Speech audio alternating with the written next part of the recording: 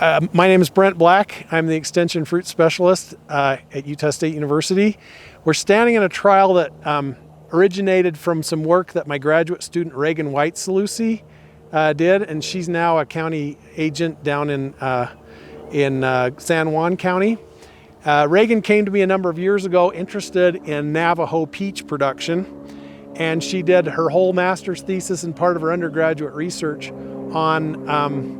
on the Navajo peaches. So a couple of things that she looked at how the Navajo typically manage their peaches.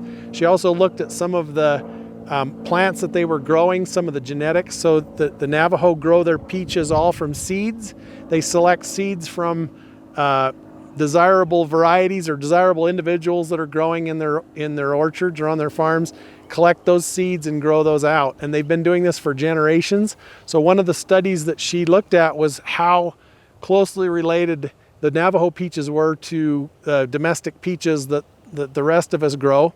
And what she found was that they were multiple generations separate, that they had been grown in isolation for multiple generations and had basically become these isolated land races.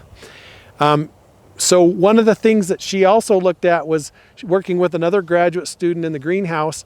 They used weighing lysimeters and determined that these Navajo peaches tend to be more drought tolerant than our modern varieties.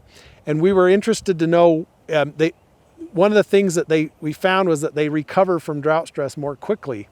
Another thing that we were interested in is what the growth pattern, what other adaptations there might be with these. So the Navajo typically grow their peaches as a shrub. They don't prune them. So we've left these unpruned basically to grow as a shrub. You can see they're basically a very low branching multi-stemmed plant. In this particular planting, we have some of the Navajo material, and then we have Lovell, which is our standard peach rootstock, and we're growing them the same way. We planted them basically the same date, and we're going to grow them for multiple years, and then we'll go in and excavate and look at root distribution. One of the questions that we have is, do they have better adaptation to drought because of their root distribution? We didn't look at that in the greenhouse study. They were all grown in pots, and we looked at the recovery from drought cycles. Here we're going to look at how the root architecture may contribute to their growth under fairly harsh conditions down on the Navajo reservation where she collected these. Some of these, I believe these that we have here were collected from Canyon de Chelly in Arizona. We also have some selections from a farm near Navajo Mountain, which is on the Utah portion of the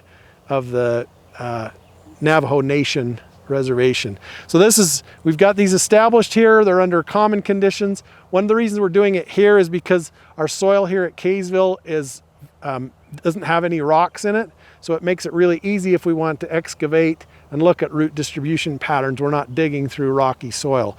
So this is one of the things that we'll be doing in the future is once these are fully established and we had a chance to do what they're going to do, we'll come in and dig trenches, or else we'll take cores and look at how the roots are distributed in the soil profile.